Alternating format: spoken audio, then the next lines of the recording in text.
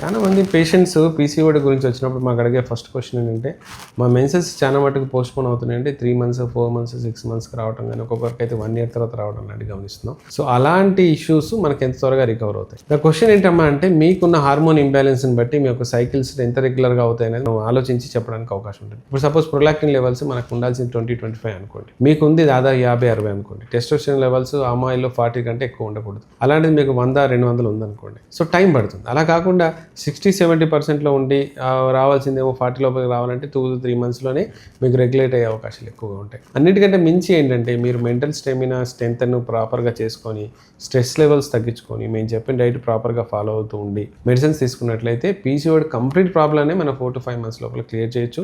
70% of కేసెస్లో 20% cases chronic ఉంటాయి, అది పీసీఓఎస్లకు టర్న్ అయ్యి ఉంటాయి. వాటిని తీయడానికి ఒక 10 months టైం పట్టవచ్చు.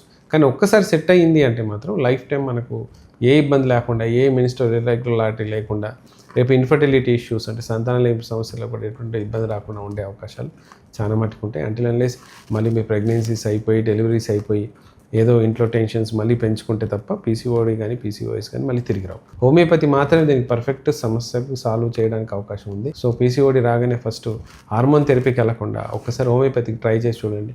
డెఫినెట్గా మీకు ప్రాబ్లమ్ సాల్వ్ అయ్యే అవకాశాలు ఎక్కువగా ఉంటాయి.